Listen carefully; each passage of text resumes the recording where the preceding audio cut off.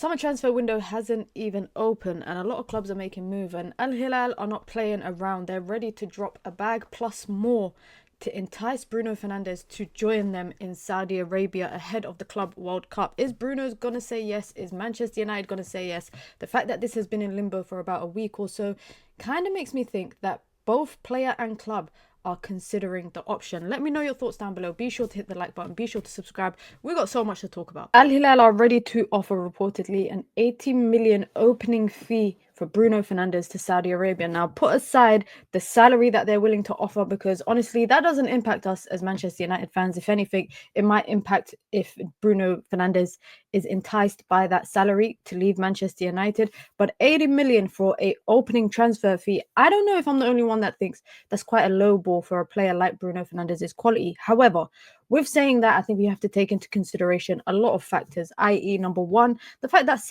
the Saudi Pro League, teams in the Saudi Pro League do not pay significant transfer fees regularly for players. Now, if you lot are not aware, there are 4 clubs in Saudi Arabia that's owned by the Saudi Sovereign Wealth Fund. Essentially, they have an unlimited or near enough to an unlimited financial support from the government and from the royal family. Now, Al Hilal is one of those teams. And yes, probably the biggest price that they've spent so far on a player was 90 million euros for Neymar. That was Neymar approaching a difficult time in his career, leaving PSG. PSG wanted to get rid, and he didn't even make that many appearances for them. I think he made less than 10 across his entire time, and then eventually had his contract terminated. The second most expensive player to go to Saudi is John Duran. That was for about 77 million euros. So 80 million pounds brings a fee to near enough 100 million euros, which would make Bruno Fernandes the most expensive player thus far that the Saudi Pro League have invested in. But I still think that's a relatively low fee for Bruno. Now, of course, clubs will always start low and see what happens. And reportedly, reports coming out today from multiple different journalists suggest that they are ready to negotiate with Manchester United, and they have an approach now that whatever Manchester United want financially, they are willing to give, because they need Bruno Fernandes in the door through the first part of the transfer window. Now, again, if you're not aware, the transfer window opens for about 9 days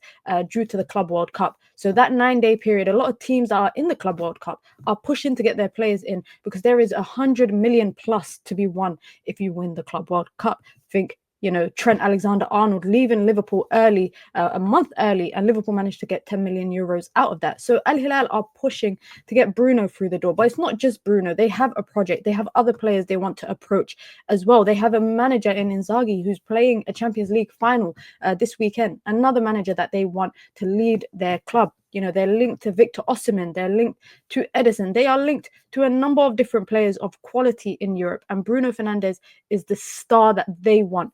Now, like I said, salary aside, because personally, I don't know why we need to know what the salary is that they're offering, because as football fans, it don't impact us. If anything, it just makes us understand whether Bruno will be enticed and intrigued to go to Saudi because of that financial implication that he can benefit from.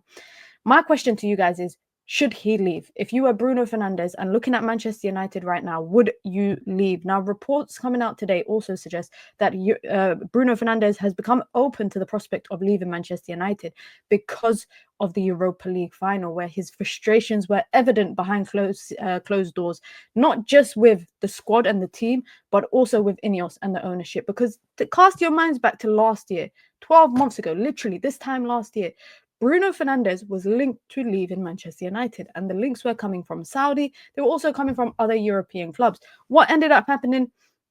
Bruno Fernandes got a bumped up contract from Manchester United that saw him gain a bit more financial freedom, but also with an extra year on top and the option. Now, again, at the time, it was reported that Manchester United pitched the idea of this INEOS sporting project to him and reassured him that Manchester United would become competitive. Following on from that, Manchester United faced their most humiliating Premier League campaign, finishing 15th, losing a Europa final to Spurs. And the manner in which they finished 15th was absolutely embarrassing. So he reportedly feels like, taking that into consideration, it is a humiliating factor right now. And on top of that, you have the age conversation. The age conversation is something big. Bruno Fernandes is approaching 31 years old, not really going to have a lot more of top flight football in him. And in terms of what he's achieved, in Europe. I think it will be a very underwhelming career for him if he was to leave Europe at this age, even if it's to go to Saudi for a couple of years and then come back to Europe like we're seeing a lot of people doing. I think he has an underwhelming CV of European football. But putting all of that aside, and that's all my opinion, Manchester United can benefit hugely, hugely. And I think Bruno Fernandes knows that himself, because it's not just United benefiting, he's benefiting too. And I feel like he planted that seed in the fans' head off the back of the European loss, when he said, if they want to sell me because they need the money, I understand. It's just a game at the end of the day. It's football. I feel like he's put in that seed of doubt that if he does leave and there's an uproar in the fan base and he goes to Saudi, that everybody casts their eyes to INEOS and, look at INEOS as the culprits of selling him where he didn't want to leave. Now, again, Ruben Amorim, off the back of the postseason game in Hong Kong, has come out and said that he doesn't think Bruno will leave, but that's just his personal opinion.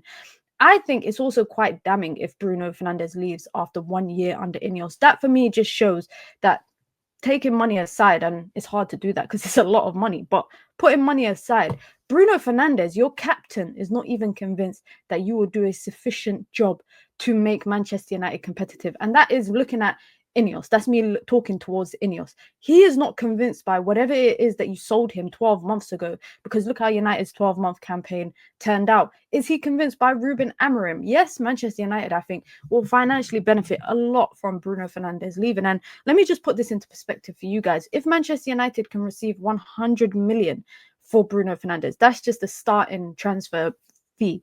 If they can receive 100 million, they can easily reinvest that into multiple different players this summer. Why? Because in finance and football in particular, when it comes to the accounting perspective, financially, Manchester United will have 100 million in cash that they receive from Al Hilal, and they can invest that in 4 to 5 players because of the concept of amortization and spreading transfer fees in your financial books, which means if Manchester United are able to sell Bruno Fernandes, they can bring in at least 3 new players on top of potentially what else they were planning to bring in before Bruno's departure. Now, I'll be honest, and I said this time and time again, after this season, I've said Man United need to rip everything up. If you fully want a rebuild and you want a fresh start, there cannot be anything that's been here for more than 2 managers. No player that's been here for more than 2 managers should still be at Manchester United. If you want to do a rebuild, you have to do a rebuild properly. And for me, it's crazy to say, and it's crazy to think it as well, but a full rebuild for me would be the departure of Bruno. It would be the departure of Rashford. It will be the departure of Sancho. It will be the departure of Anthony. It will be the departure of Højlund. It will be the departure of Luke Shaw. It's a lot of players that Manchester United need to consider parting ways with. And Bruno Fernandes, for me, has been a good servant. I was very excited when Manchester United brought him from Sporting. Sporting and Manchester United have always had this thing of bringing in good players to Manchester United off the back of, Sporting. But sometimes I think you have to look at the bigger picture. And I think the bigger picture is Manchester United are undergoing a rebuild. And to do a rebuild, unfortunately, when INEOS are the owners and the Glazers are the majority owners, and they're strapped for cash and financially they're not in the best position, you have to jump at the opportunity that you get of getting a big fee. Manchester United have never ever sold a player for a profit except for Dan James. They've been able to sell Lukaku, they've been able to sell Sanchez, etc., but they've never sold a player for a good profit. And Bruno Fernandes would be classed as a profit because they've essentially paid off his fee in their accounts.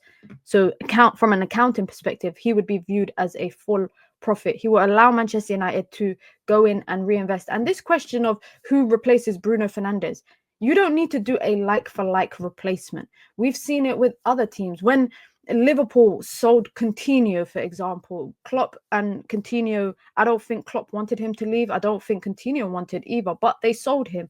And what did they do? They brought in Van Dijk, they brought in Alisson, they brought in other factors of a starting 11. It does not have to be a like-for-like replacement. And we've seen it with other, look at Kylian Mbappe's departure from PSG, albeit that was on a free, but look at his departure from PSG. They've brought in replacements, not to directly replace Kylian Mbappe, but to create a cohesive team and a good starting 11 and bring in players across multiple different positions. That's what Manchester United have to do, in my opinion. If they let Bruno Fernandes go, they have to reinvest invest it across multiple different positions for Man United to benefit. It doesn't have to be a like-for-like swap. I think the next 24 hours is going to be very interesting for this Bruno Fernandes situation. Let me know your thoughts down below. Do you think that it's a reasonable transfer fee? Do you think Man United should be selling Bruno? Do you think Bruno should just run at the opportunity of leaving Manchester United? What is your thoughts on this? Let me know your thoughts down below, guys. And be sure to hit the like button. Be sure to subscribe as well if you're new here.